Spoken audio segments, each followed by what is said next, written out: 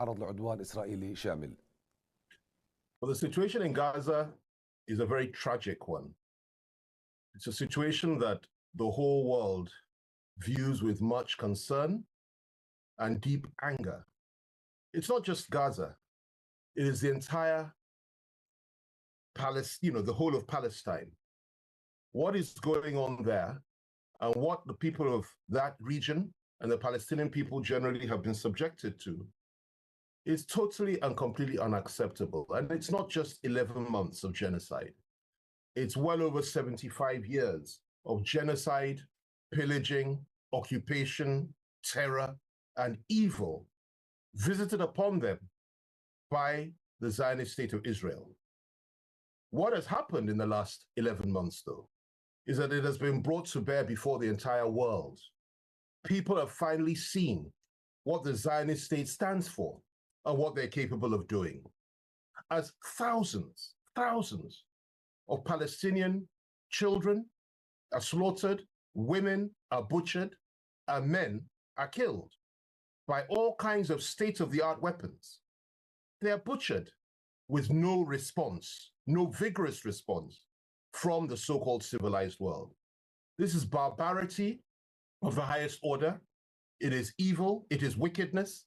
And I'm glad about one thing, and that is this, that the world has finally come alive to the insensitivity and bestiality of this perverse Zionist state, which claims to be a nation of Jews, but is in fact a nation of plunderers, pillagers, pedophiles, and vicious megalomaniacs, led by a man that I consider to be absolutely evil, Bibi Netanyahu, who has no intention whatsoever, I assure you, of stopping the carnage and the genocide. Rather, he wants to perpetuate it. He wants to continue the occupation. He wants to continue to kill people. He wants to have a greater Israel. He and his Minister of National Security, his Minister for Finance, all of them, we know them. The whole world knows these names, notorious names, which I will now compare to men like Adolf Hitler in the past.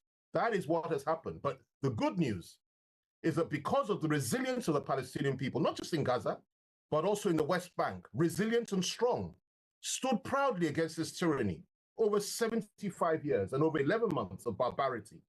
Because of that resilience and strength, because they have honor and dignity, they refuse to bow. And they have said, no way. We shall stand as the Palestinian people, and we shall not be suppressed. We shall not be wiped off the face of the earth. And I'm very proud of that.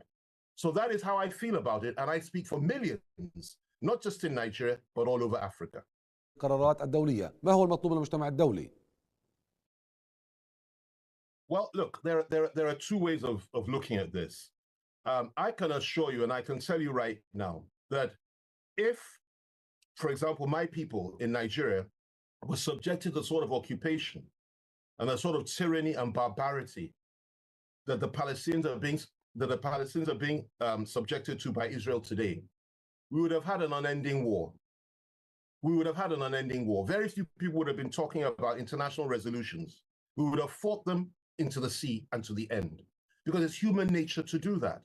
And that's one way of resolving this issue, through armed conflict. And you say, well, the other side has all the arms and all the weapons. Yes, but God is still alive.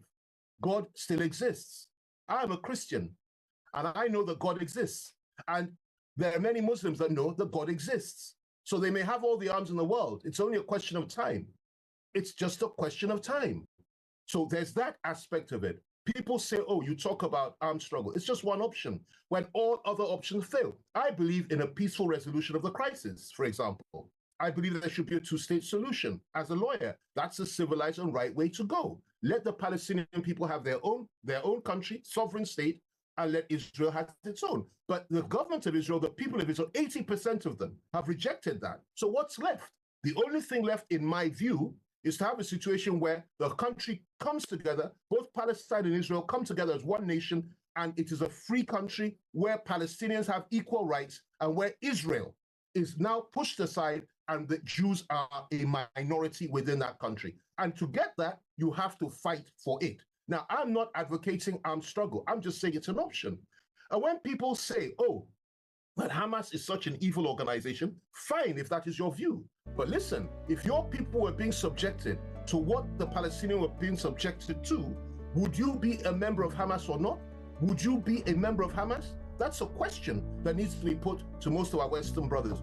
Would you, during the time of the apartheid struggle in South Africa, not have been a member of the ANC? Was ANC not regarded as a terrorist organization at the time? Was Nat Turner, the great slave, who fought against slavery in the 18th century in America and got up and started killing white people because he said black people have the right to exist as human beings, was he not regarded as a terrorist? He fought against tyranny and he paid the price for it, but he made the point and he began the struggle. During the time of slavery in America again, during the John Brown, a great white warrior, got up and said, I will fight slavery. He took his sons and his men and he went to liberate black slaves. They fought against tyranny. Eventually they won. Point I'm making is this: it doesn't matter what course you take. It doesn't matter what you think. The reality is the only thing that matters is that at the end of the day, evil cannot prevail over good. Light cannot be overshadowed by darkness. Surely light will prevail. And eventually Palestine will be free because it's a cause for the whole of the world, not just a cause for the Palestinian people alone. We're all involved now. I cannot be intimidated by anybody. No man born of woman can intimidate me. My people cannot be intimidated, and I cannot be intimidated. Speaking truth to power is something that we were born to do, and we will continue to do it. Speaking up for those that have been oppressed is a joy and a privilege and an honor. I am not inciting anybody. I'm simply telling the truth. And if the truth hurts so badly, I say, do your worst. I have no fear of death, no fear of anything.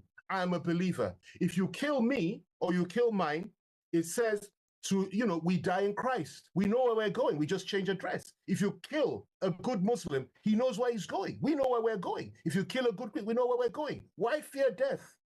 The fight is here on earth. The fight for justice, the fight for the oppressed. And many have gone before us. I can list them for various causes. When it came to fighting all these things, 50 million people died fighting Nazism. Millions more died fighting communism. Millions died fighting slavery. Millions died fighting imperialism. Millions died fighting colonialism. Why would it not be a privilege to die fighting against Zionism? And yet we will not die because the Lord has died for us and paid the price. We shall have victory. We shall live long. We shall prosper. And Israel cannot kill the whole world. They can only inflict injustice for some time. Eventually, they will be overwhelmed. Eventually, they will be defeated. Eventually, we'll have victory. We have no fear.